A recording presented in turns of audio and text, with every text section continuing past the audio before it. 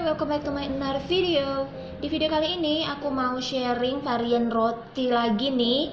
Kali ini isinya itu adalah kacang hijau kupas dan bentuknya lucu ya, seperti bunga. So you have to watch this video. Check it out.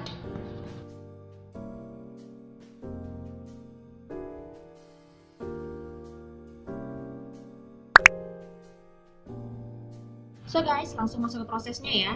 Aku punya tepung terigu serbaguna, kemudian aku tambahkan gula pasir. Selanjutnya aku tambahkan ragi instan, kemudian aku akan aduk sampai rata.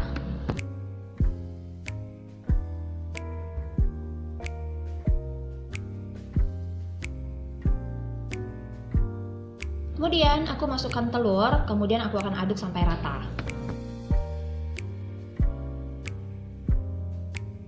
Next, aku masukkan susu dingin sedikit demi sedikit sambil melihat konsistensinya. Nah, teman-teman, untuk pemilihan susu dingin ataupun susu hangat itu bisa disesuaikan dengan kondisi cuaca di daerah kalian masing-masing. Nah, kebetulan pada saat aku membuat roti ini, cuaca di Medan itu lagi sangat panas sekali. Nah, aku nggak mau ragi aku lebih cepat bekerjanya, jadi aku masukkan susu dingin. Nah, nanti ketika musimnya lagi hujan, aku akan menggunakan susu hangat atau air hangat. Seperti biasa, aku lanjut menggunakan tangan untuk menguleni adonan ini ya sampai kalis. Jadi sudah tidak lengket lagi seperti ini, berarti ini artinya kalis. Aku akan pindahkan adonan ini ke atas meja kerja. Kemudian aku akan tambahkan garam. Selanjutnya aku tambahkan mentega. Boleh kalau mau pakai margarin. Kemudian dilanjutkan menguleni adonan ini sampai kalis elastis. Aku sekalian sharing ya teman-teman. Jadi di beberapa video aku sebelumnya ada yang tulis di kolom komentar bertanya apa aja yang bisa membuat roti itu kok menjadi kering. Nah, salah satunya adalah komposisi lemak yang kurang. Lemak itu kita dapat dari mana? Itu bisa dari mentega. Jadi kalau kalian menggunakan mentega dengan menggunakan margarin itu pasti berbeda tekstur dari rotinya. Kemudian untuk suhu oven yang terlalu tinggi. Jadi harap dikenali oven masing-masing ya. Kalau misalnya aku bilang suhu yang dibutuhkan 180 derajat itu menurut oven aku. Jadi belum tentu panasnya 180 derajat di oven aku sama dengan 180 derajat di oven kalian.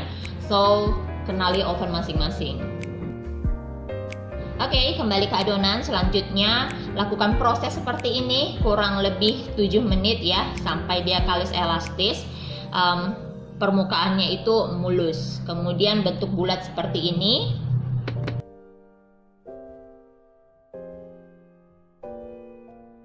Selanjutnya aku akan pipihkan adonannya dengan menggunakan telapak tangan seperti ini ya. Kemudian aku akan membagi adonannya menjadi 12 bagian.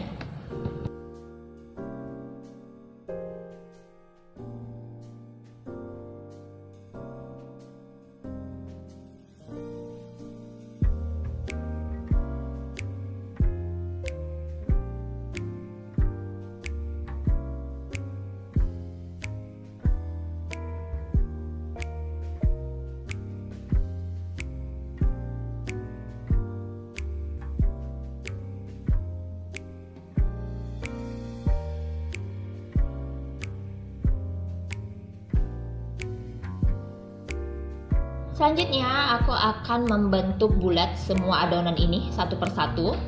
Kemudian aku akan ngerounding adonannya.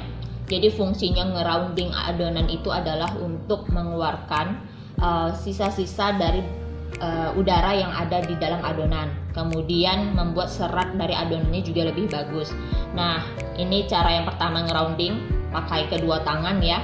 Atau kalau kalian terbiasa ngerounding itu di meja kerja juga boleh sekali, jadi disesuaikan aja dengan kenyamanan kalian bagaimana.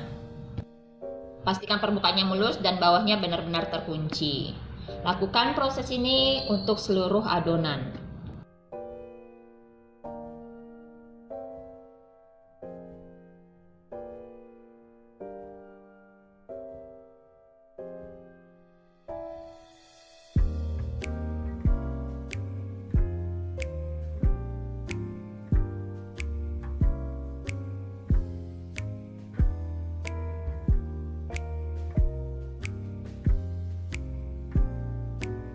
Kemudian aku akan istirahatkan selama 15 menit. Nah, setelah 15 menit aku akan ambil satu persatu adonan, kemudian aku akan pipihkan. Jadi bagian atasnya itu berada di bawah. Kita balik ya. Pipihkan dengan menggunakan rolling pin, jangan terlalu tipis.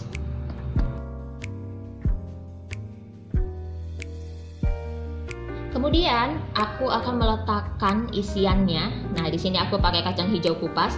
Untuk resep dan cara pembuatannya bisa kalian lihat di kolom deskripsi di bawah ya.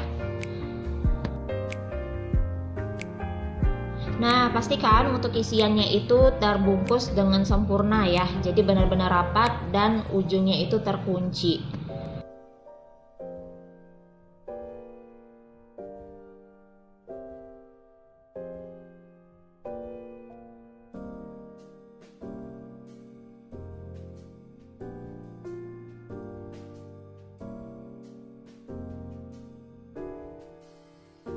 Selanjutnya, aku akan pipihkan adonan ini dan kemudian ditata di atas loyang yang sudah dialasin silpat atau baking paper. Kemudian aku menggunakan squid untuk membuat tanda pada bagian tengah adonan. Nah, gunanya tanda itu adalah untuk sebagai patokan ketika aku memotong adonannya. Jadi ukurannya itu bisa persis sama.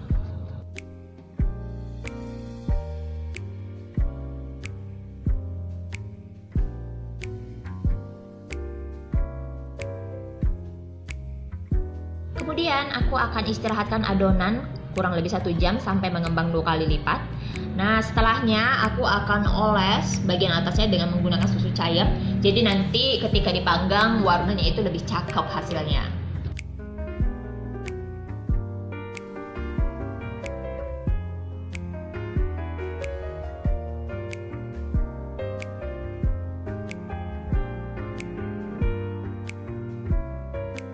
Selanjutnya aku akan menaburkan wijen hitam pada bagian tengahnya. Jadi tampilannya itu lebih cakep.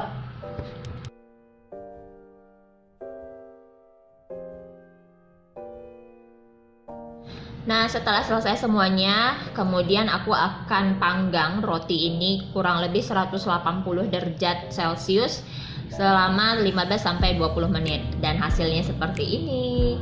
Nah, ini selagi hangat bisa dioles pakai unsalted butter, jadi hasilnya bisa lebih mengkilat lagi. Ya udah, segini aja video aku kali ini. Kalau ada yang mau ditanya bisa DM aku di Instagram atau tulis di kolom komentar di bawah. Terima kasih sudah menonton. Jangan lupa di subscribe, like, share, dan komen. Sampai ketemu lagi di video selanjutnya. Dah.